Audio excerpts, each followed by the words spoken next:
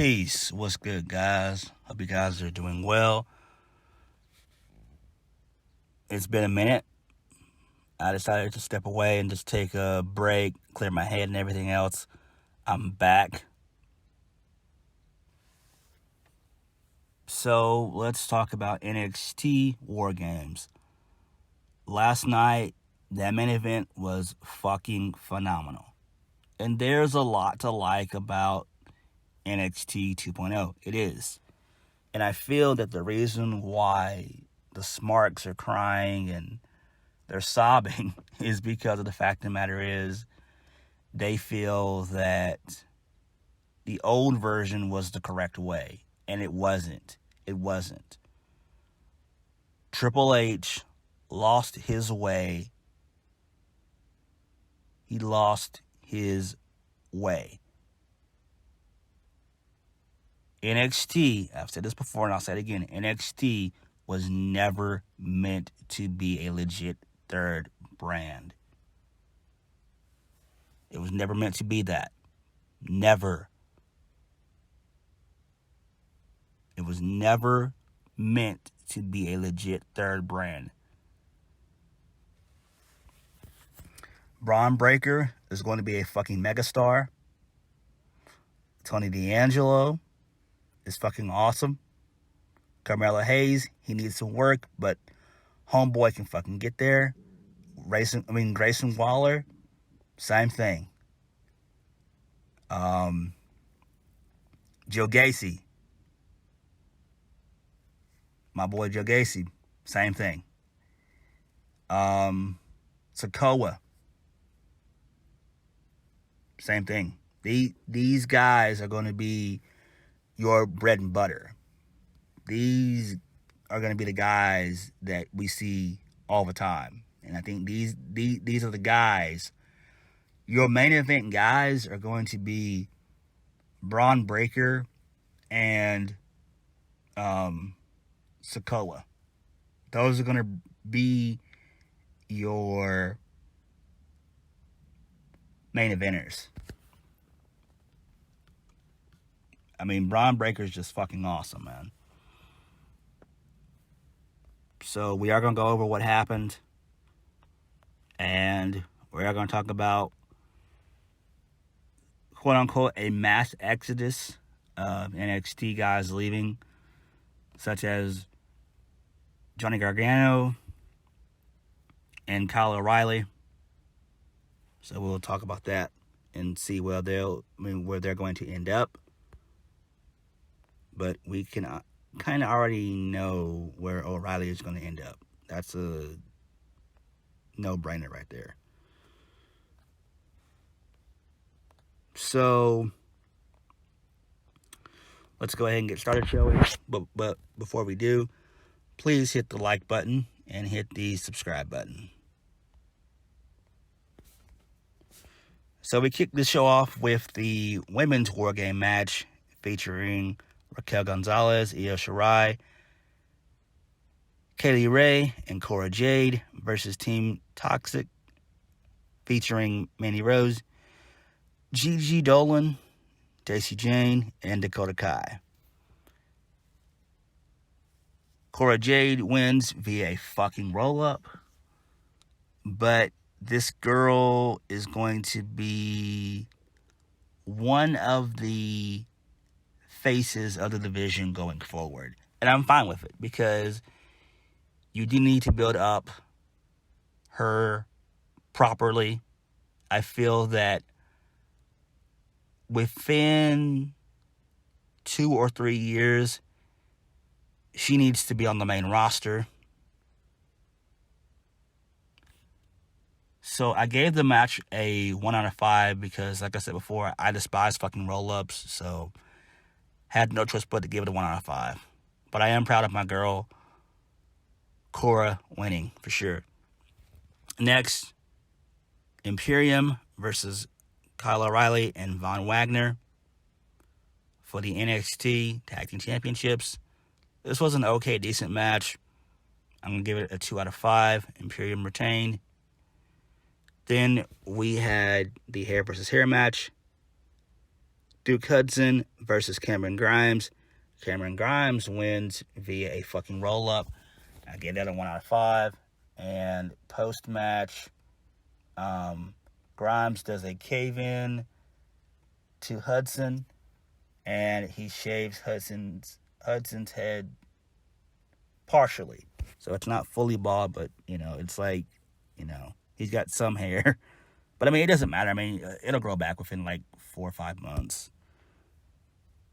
Then we had Roderick Strong versus Joe Gacy for the Cruiserweight Championship. Roderick Strong retains via the backbreaker. I have no idea why he retained. I don't know what they're doing. I don't know what their end goal is. I just fucking don't understand why my boy Joe Gacy didn't win and kind of retire the Cruiserweight Championship, because that's a dead division. That's a dying division. No one watches 205 Live. I think I've seen Gacy on a couple of 205 Live shows anyway. So I don't know, why that happened. I don't know. Then, main event, the men's WarGames match. Team Black and Gold, featuring Tommaso Ciampa, Johnny Gargano, Pete Dunne, and LA Knight versus Team 2.0, Bron Breakker, Carmelo Hayes, Tony D'Angelo, and Grayson Waller. This was a fucking amazing ass match. It was some crazy ass spots. Tony D'Angelo, man, that dude is a crazy motherfucker. This dude takes a fucking crowbar, and him and Pete Dunne are fighting on the apron, and he's able to do a spinning neck breaker, using a crowbar, and Pete Dunne is just fucking out. I'm like, holy shit. Grayson Waller did a crazy elbow drop through a table onto Johnny Gargano.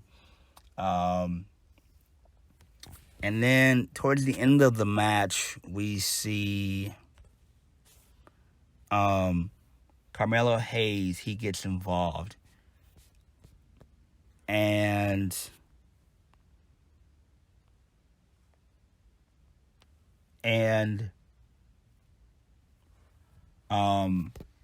Ciampa attempts to do Willow's Bell on Hayes.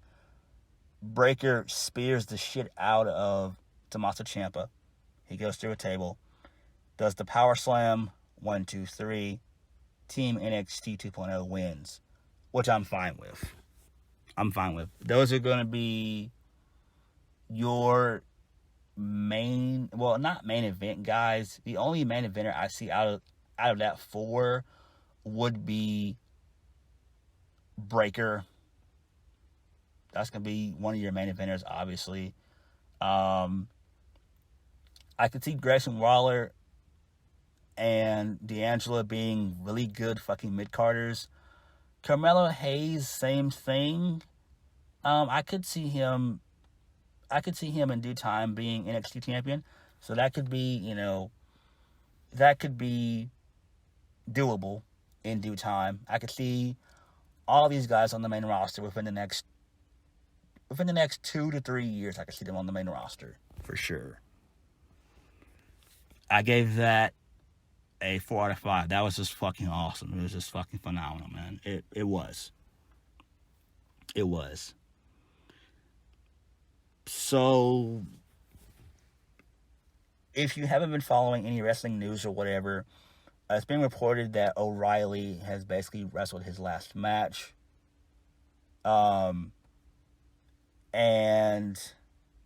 I forgot to mention post-match, Von Wagner attempted to take out O'Reilly. O'Reilly beat the shit out of Von Wagner. And this coming Tuesday, it's going to be a steel cage. O'Reilly versus Von Wagner. Now, this is a no-brainer. We all know that O'Reilly is AEW bound. I think that he's done everything he can do with NXT. And I'm willing to bet by February or March of 2022, I see all of Undisputed Era fully united as Red Dragon in AEW. Because I don't think that they're going to do anything with Roderick Strong. They're not. I wouldn't be shocked that maybe we see kind of a turn to where Malcolm Bivens is like, look, I'm sick of this. He has like the Creed brothers take out Roderick Strong, something like that. I don't know. Or they could flat out release him.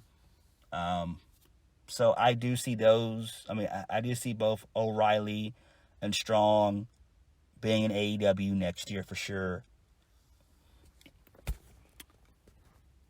Now we come to Johnny Gargano. So Gargano, I don't see him going to the main roster at all. I don't. If he goes to AEW, he would get lost in the shuffle. Unless Gargano and Tommaso Ciampa reunite DIY into AEW. I think that's the only way. If they come in as a tag team, they could and would succeed as a tag team in AEW. If they don't, and they come in as a singles guy, if Gargano comes in as a singles guy, he gets lost in the shuffle. He gets lost in the fucking shuffle. Because what would they do with him, and how would they use him? How would they use him? How would Gargano get TV time? Then you have to realize and take into consideration that you have Owens going there, Sami Zayn going there. Wyndham Rotunda could very well debut at Winter is Coming in 2 weeks' time.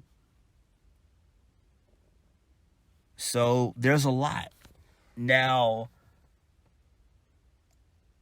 if I'm Gargano, what I would do is I would go to an MLW or an Impact for a little bit and, just test the waters there for a while and maybe go to AEW. I'm saying late 2022, early 2023. I mean, because I would love to see Gargano in a Impact, him against Moose, him against Eddie Edwards, him against